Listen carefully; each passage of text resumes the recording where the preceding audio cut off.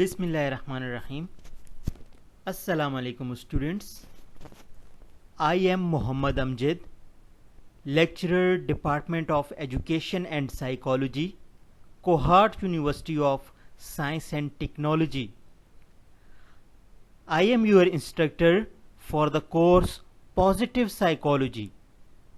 I welcome you to lecture number 10 of your course. In today's lecture, we are going to discuss part 2 of our topic hope. Let's start our lesson.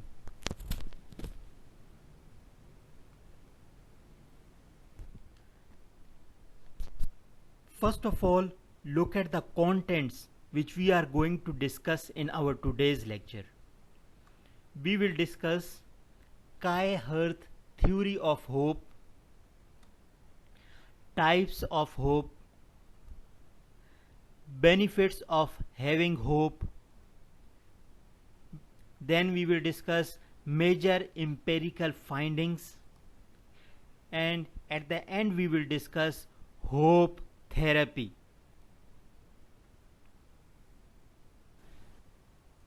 Now we will discuss Kai Herth theory of hope. This is the second major theory developed by Kai Herth.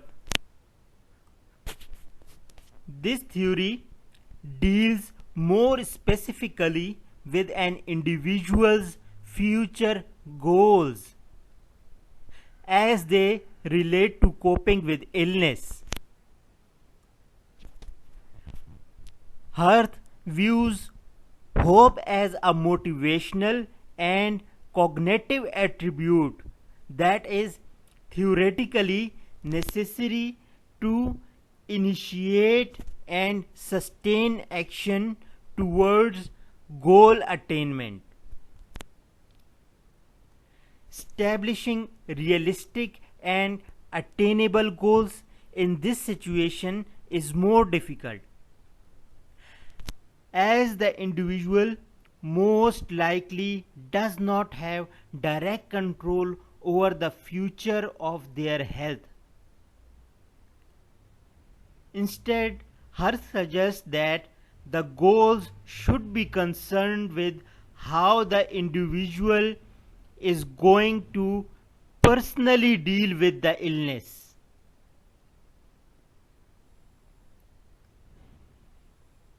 Instead of drinking to ease the pain of my illness, I am going to surround myself with friends and family. While the nature of goals in Snyder's model differ with those in Herth's model, they both view hope as a way to maintain personal motivation, which ultimately will result in a greater sense of optimism.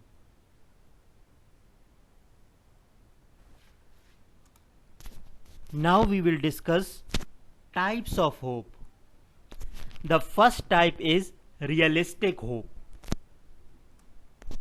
Realistic hope is hope for an outcome that is reasonable or probable. In this sense, an individual suffering from chronic pain might hope for a small reduction in pain, knowing that complete eradication is unrealistic. According to Aves, Nectar, and Rittenbaugh, being realistic is a way of hoping that allows individuals to observe and understand their situation while still maintaining openness toward the possibility of positive change. The second type of hope is utopian hope.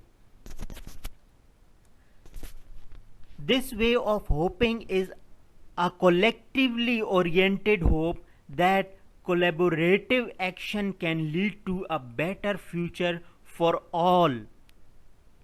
According to Webb, the utopian hope critically negates the present and is driven by hope to affirm a better alternative. Consider utopian hope presented by a movement that effectively articulates the hopes of a social group to expand the horizons of possibility.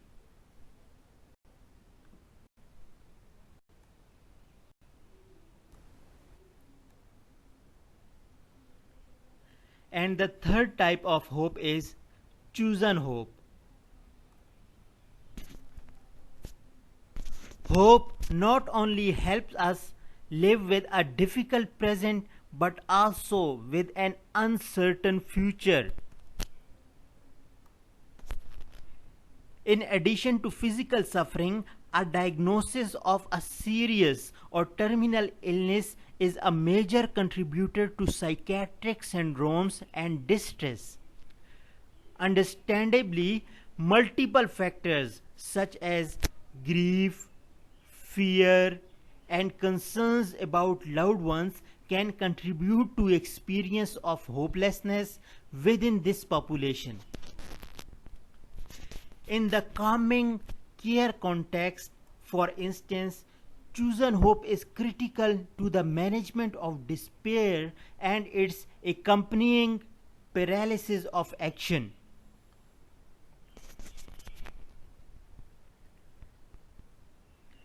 Garrett and Wrigley suggested that hope for even the most restricted range of goals within the limits of a life is essential to the regulation of negative emotions.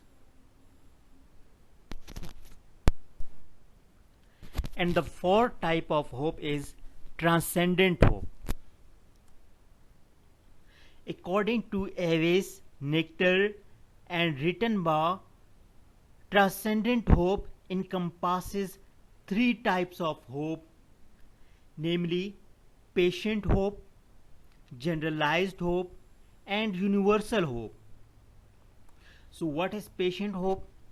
Patient hope is a hope that everything will work out well in the end.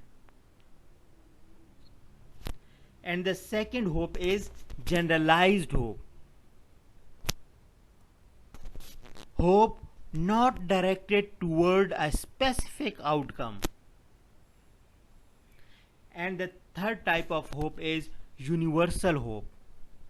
A general belief in the future and a defense against despair in the face of challenges.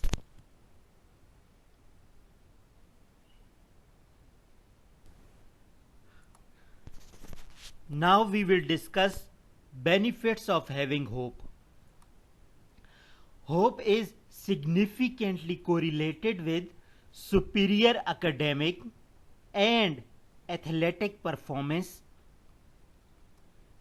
greater physical activity, and psychological well-being, improved self-esteem, and enhanced interpersonal relationships. Hope has the potential to enhance well-being over time. According to Ares and Eisen, the individuals who are more hopeful and expect to be successful in achieving goals are more likely to experience a state of well-being. Individuals with high hope are more likely to view stressful situations as challenging rather than threatening.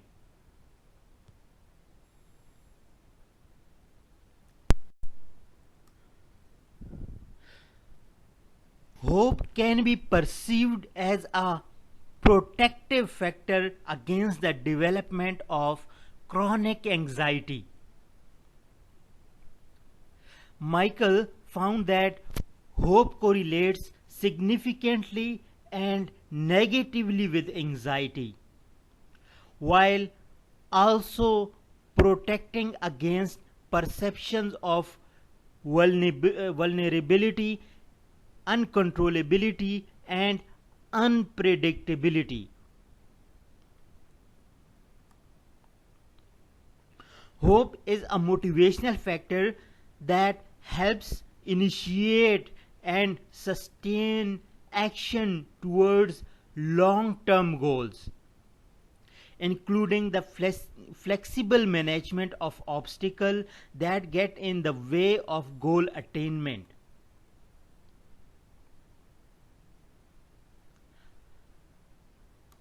High hope individuals can conceptualize their goals clearly, establishing goals based on their own previous performance.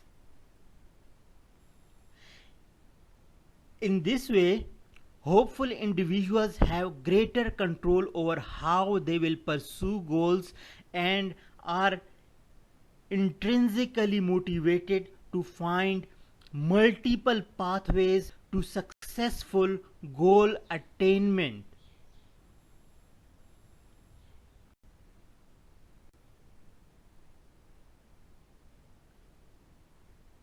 Snyder found that high hope college students were more likely to graduate than their low hope counterparts. Their findings indicated that students with low hope graduated at an overall 40.27% rate as compared with 56.50% of high hope students. Additionally, low hope students were also a greater risk of being dismissed, that is 25%, relatively to their high hope peers 7.5%.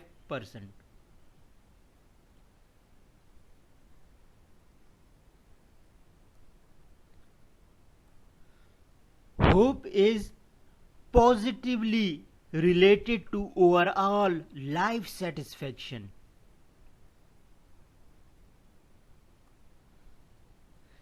Hope, with its inbuilt orientation toward the future, motivates individuals to maintain their positive involvement in life regardless of any limitations imposed upon them.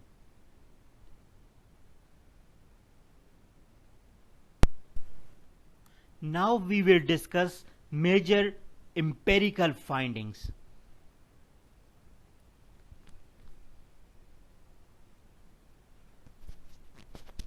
Hope has been shown to be an important part of the recovery process from illness.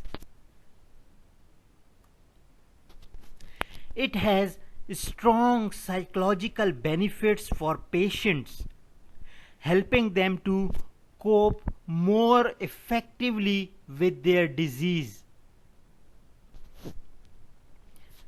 For example, hope motivates people to pursue healthy behaviors for recovery, such as eating fruits and vegetables, quitting smoking, and engaging in regular physical activity.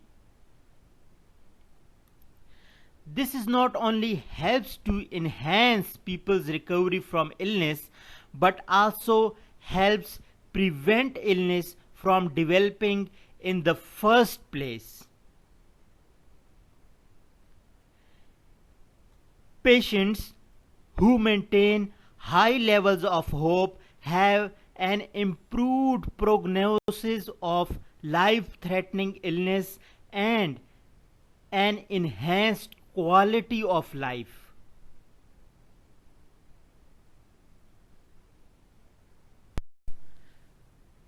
Belief and expectations, which are the key elements of hope, block pain in patients suffering from chronic illness by releasing endorphins and mimicking the effects of morphine.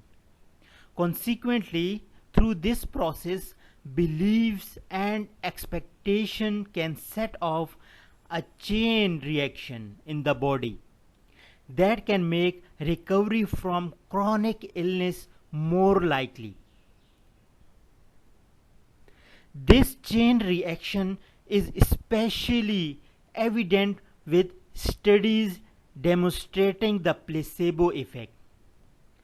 What is a placebo effect? A situation when hope is the only variable aiding in these patients' recovery.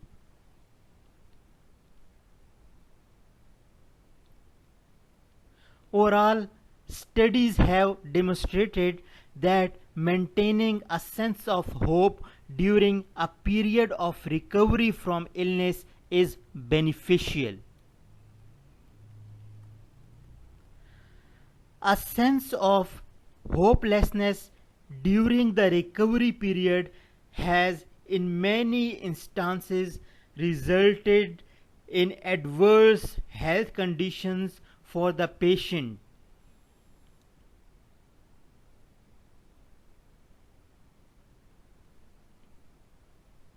Additionally, having a greater amount of hope before and during cognitive therapy has led to decreased post-traumatic stress disorder related depression symptoms in war veterans.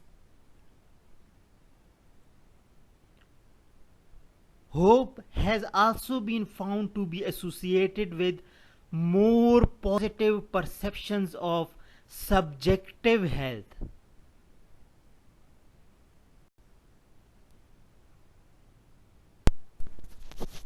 Now we will discuss about hope therapy.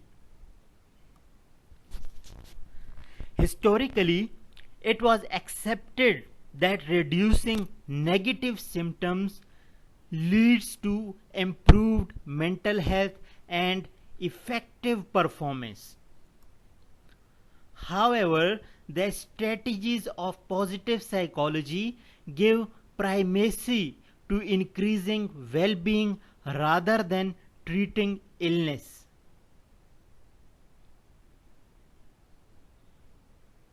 Hope therapy is born from pure positive psychology rather than focusing on unpleasant or distressing factors. Hope therapy incorporates positive self-talking, hopeful imagination, and connection with supportive networks.